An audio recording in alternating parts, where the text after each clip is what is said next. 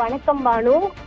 தமிழ்நாடு சட்டப்பேரவையானது மானிய கோரிக்கையின் மீதான அந்த விவாதமானது கடந்த ஜூன் 20ஆம் தேதி தொடங்கியிருந்தது. இதனைத் தொடர்ந்து இன்று 6வது நாளாக சட்டப்பேரவையானது கூடுகிறது.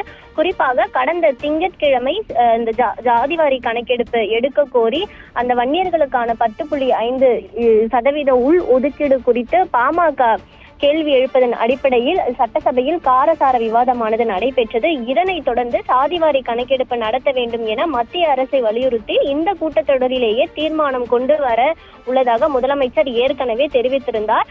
அந்த வகையில் இன்று தனி தீர்மானத்தை முதலமைச்சர் ஜாதிவாரி கணக்கெடுப்பு மத்திய அரசு எடுக்க வலியுறுத்தி கொண்டு வர இருக்கிறார். தமிழ்நாடு சட்டப்பேரவையில் நடைபெற்று வரும் மானிய கோரிக்கை விவாதத்தில் பங்கேற்று பேசிய பாமக கட்சி உறுப்பினர் ஜி.கே. மணி வன்னியர்களுக்கான உள் ஒதுக்கீடு வழங்குவது தொடர்பாக கடந்த திங்கட்கிழமை சட்டசபையில் கேள்வி எழுப்பினார்.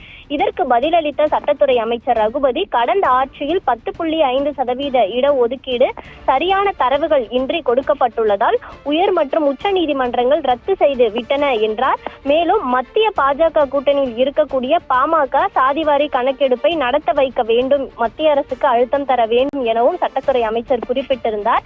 இதனைத் தொடர்ந்து பேசிய தமிழக முதல்வர் மு.க. ஸ்டாலின், நாடு முழுவதும் சாதிவாரி கணக்கெடுப்பு நடத்த பிறகு உள் ஒதுக்கீட்டை அமல்படுத்த முடியும் எனவும், இல்லை என்றால் பீகாரை போலவே தனி இடஒதுக்கீடு நீக்கப்பட்டுவிடும் என தெரிவித்திருந்தார். இதனை ஏற்காத நிலையில் அன்று பாமகவினர் சட்டப்பேரவையிலிருந்து வெளிநடப்பு செய்தனர். மேலும் அன்று பேசிய தமிழக முதல்வர் மு.க.